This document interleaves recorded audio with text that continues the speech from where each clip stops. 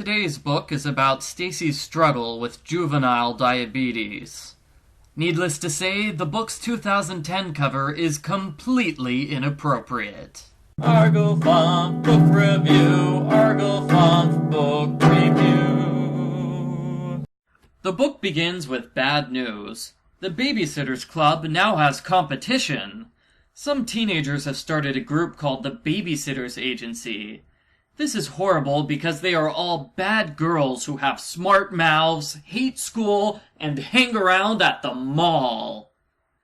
You know, they kind of sound like normal teenagers to me. Our narrator, Stacey McGill, is devastated by the news. That's because the Babysitters Club is the only good thing to happen in her life ever since she was diagnosed with diabetes. Insulin shots were still pretty new when this book came out, only 4 years old, so Stacey constantly went into insulin shock, she wet the bed, and she lost her best friend shortly before they moved away from New York. Stacey's parents are overprotective about her diabetes, and they are constantly on the lookout for a potential cure. Right now, they're planning on taking Stacey to a quack named Dr. Barnes because Uncle Eric saw him in an infomercial.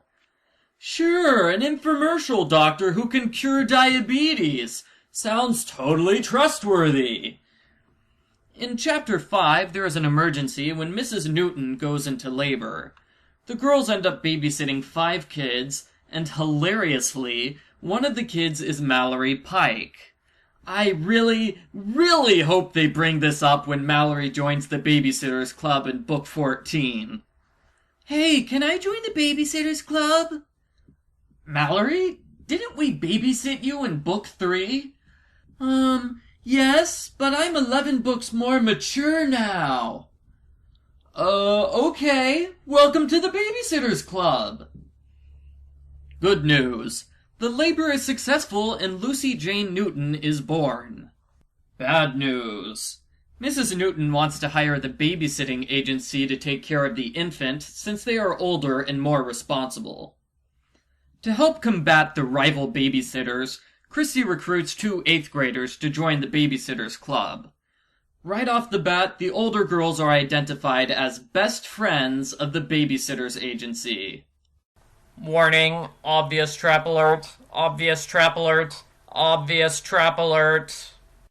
The trap goes off as the new girls sabotage the Babysitters Club by taking sitting assignments and not going to them. The parents are forced to cancel date night, and they are furious. They only have 1 night a week where they don't have to read those awful rainbow magic fairy books to the 5-year-old, and you ruined it! Meanwhile, all of the kids are depressed because they hate their new babysitters. The agency sitters basically ignore the kids in favor of watching TV and talking on the phone with their boyfriends. Also, the bad girls chew gum and have crazy hair. Again, they sound like normal 1980s teenagers to me. Our heroes are worried about the safety of the kids, so they hold an intervention with Mrs. Newton. Mrs. Newton is so upset that she calls 7 other families and warns them to stay away from the BSA.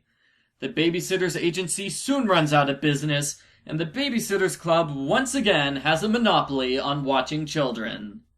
The moral of the story? Being a tattletale will solve all of your problems. The other storyline of the book is Stacey and the infomercial doctor. She is worried that Dr. Barnes will make her switch schools, so she enlists the help of one of her babysitting regulars, Dr. Johansson. Wait, let me get this straight. Stacey never told her best friend about her diabetes, but she told a woman she babysits for? Stacey, you've got weird priorities.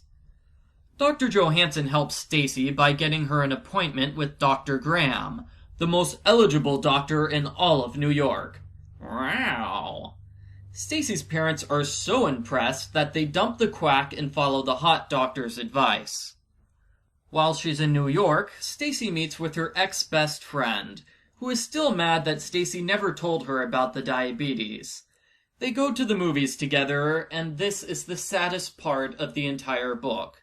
A small tab and a small popcorn, please. That'll be $1.75. I gulped. I forgot how expensive things were in New York. At a theater in Stoneybrook, you can get a soda and a popcorn for 95 cents. Why was movie theater food so cheap in 1986? If theaters followed the normal inflation rate, it would cost less than $3 to buy a small soda and popcorn today, and I could still afford to go to the movies. Stacey and her friend have a serious talk about diabetes and what went wrong between them. They become best friends again, and based on what movies were available at the time, they probably watched Crocodile Dundee together. The end. Post-book follow-up. I'll give this book credit for dealing with the topic of diabetes. The problem is that most of the diabetic issues are completely irrelevant at this point because they all happened over 6 months ago. Stacey is now used to having diabetes and it doesn't cause her problems anymore. There's not a whole lot to discuss outside of her parents who apparently didn't get the memo that diabetes is an easily managed disease. Even though the diabetic issues get top billing in the book title and cover, they barely make up a third of the book. The babysitting agency takes over the entire book and becomes the main plot line. It's a little drawn out and our heroes handle the situation very poorly, but it's a good enough idea to capture the reader's interest.